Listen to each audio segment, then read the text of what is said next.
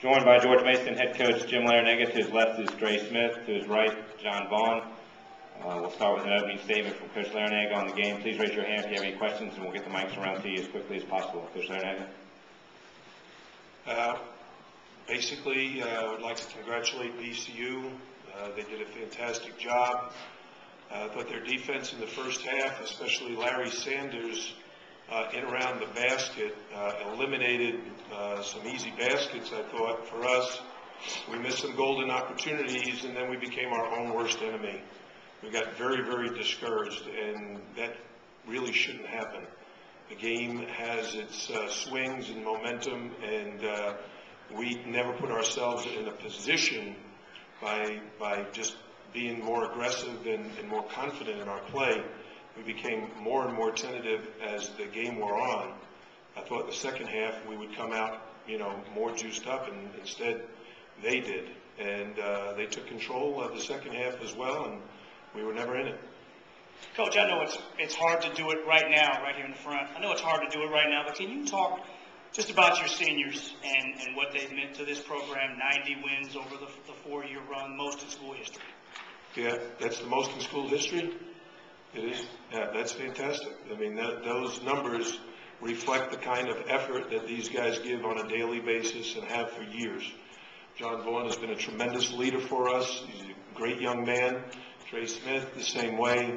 And I'm very, very proud of the body of work that they've done throughout their careers. And we're going to be very, very sad to see them go, but very, very happy for them, knowing that they've had a huge impact on our program, have set a lot of records like the one you just mentioned, and they're great role models for what our basketball program is all about.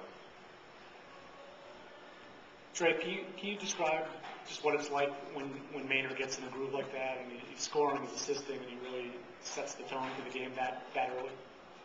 I can't really describe how I feel when he's in a groove, but I just know JV was guarding well, and I don't think we helped him enough. He's a very talented basketball player, and we just think to our game plan. We knew we had to do to slow him down and stop him from doing the things that he liked to do, and we just execute that game plan now.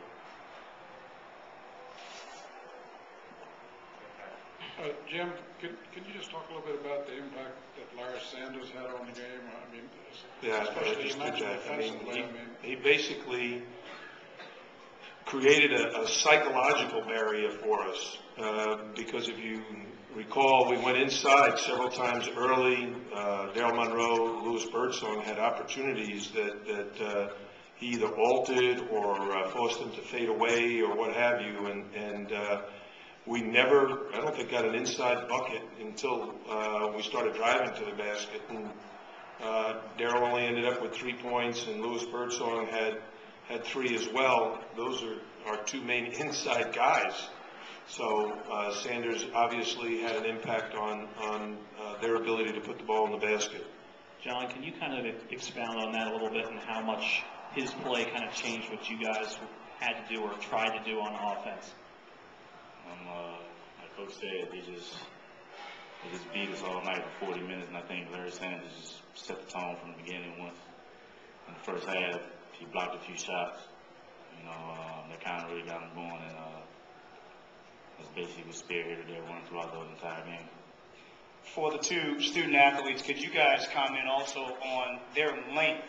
They seem to give you guys a lot of problems stepping out. I know Sanders, we talked about him, but other guys too. Could you talk about their length and how difficult it made it for you guys? Well, we know how they play, and they're an athletic team, and they try to get up in pressure and things like that. But I still feel that we just didn't execute our game plan because we know about them. It's not like it's our first time playing those guys, and we know what we're supposed to do to beat any kind of pressure they try to throw at us, and we just didn't execute that. Well, obviously the length is an advantage, but like Coach said, a lot of them, they just came out, they just wanted it more than us, and they just beat us from the opening tip. Dre, you talked about the game plan against Eric Maynard and how you didn't execute it. Can you be more specific about what that game plan involved and what prevented you guys from being able to execute it? Well, everybody in the country knows he likes to get inside the paint. And he's very good at finding guys, and he's a long and athletic guy himself. So, JB is a very good defender.